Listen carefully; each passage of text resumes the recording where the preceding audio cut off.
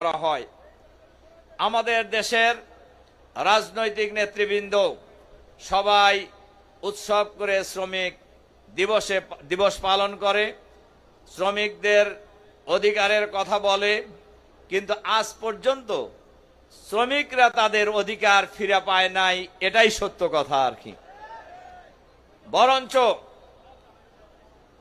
সকল রাজনৈতিক দল সব সময় এখনো শ্রমিকদেরকে ক্ষমতায় যাওয়ার সিঁড়ি হিসাবে ব্যবহার করেছে, শ্রমিকদেরকে ক্ষমতায় যাওয়ার লাঠিয়াল বাহিনী হিসাবে ব্যবহার করেছে। কিন্তু ক্ষমতায় যাওয়ার পর সবাই শ্রমিকদের অধিকারের কথা ভুলে গিয়েছে। সুতরাং শ্রমিকদের সত্যিকার অধিকার যদি প্রতিষ্ঠা করতে হয় তাহলে ইসলামী শ্রমনীতি চালু করতে হবে। আর ইসলামী শ্রমনীতি চালু করতে হয় ইসলামী রাষ্ট্র কায়েম করতে হবে। আর ইসলামী রাষ্ট্র যদি কায়েম করতে হয় তাহলে ইসলাম মানার বোঝার, আল্লাহর আইন এবং সৎ লোকের শাসন কায়েমের এই লড়াইকে বিজয়ী করতে হবে আগামী দিনে বাংলাদেশে। সংগ্রামী ভাই এবং বন্ধুগণ, বাংলাদেশে আজকের এই সমাবেশেও যে লিফলেট বিতরণ করা হয়েছে সেই লিফলেটের মধ্যেও গণভোটের কথা বলা হয়েছে। গণভোটের প্রস্তাব ছিল বিএনপির।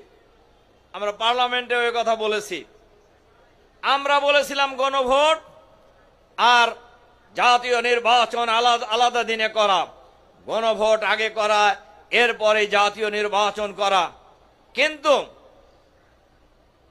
বিএনপি একসাথে নির্বাচনের জন্য প্রস্তাব দিয়েছিল, একসাথে গণভোট এবং জাতীয় নির্বাচন একই দিনে হবে।